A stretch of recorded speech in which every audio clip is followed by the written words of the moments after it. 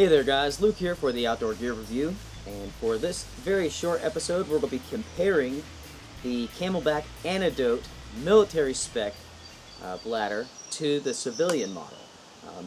Recently I did a little episode just showing off the FILBE hydration carrier and the Camelbak bladder that comes with it, and somebody asked me if I can compare the two, the civilian model and the military spec one. So that's exactly what we're going to do here. The first thing that you'll notice here immediately is the size difference. This one right here is the civilian model. This is the military spec one. This civilian model is what they call a long hydration bladder, and this is what they consider a short hydration bladder. They both hold the exact same amount of water, 100 ounces, 100 ounces, 3 liters, 3 liters. So it's same amount of fluid either way, just in a different form factor. This is of course longer, this one of course is wider. Now there is a military spec version of this that does come in the long size, but and it's also the same color. It looks identical to this bladder right here. It does not look like this one. Before I move the camera in close here and show these bags off, I guess the most important thing you should know is that the civilian version, the Antidote bladder, is only $17. The military version is almost $50. It comes in at 47 bucks.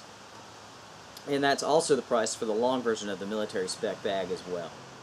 Here we are looking at the two bags together. Civilian version, long. Military spec, short. Both, like I said before, are 100 ounces, 100 ounces. They both have the quick release connect there. This version has a quick release here at the nozzle, which can be replaced. This does not. They both do have a shutoff valve right here and right here. They both have the tongue on this side and this side.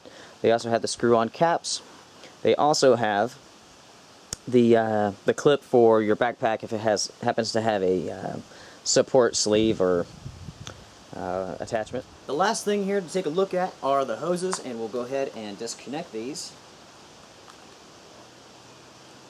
This one's actually got water in it because I've been using it.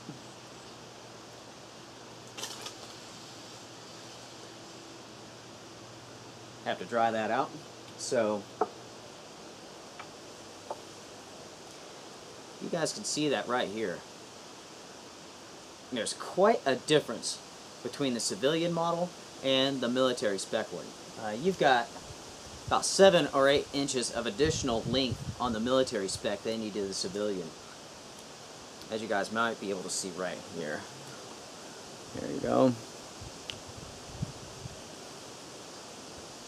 So you got quite a bit more length with the military spec hose than you do with the civilian. But of course, you're looking at a significant price difference between the two bladders here, 17 bucks versus about $50. But of course, you're getting a whole lot better build quality with the military spec one, because that does live up to the military spec codes.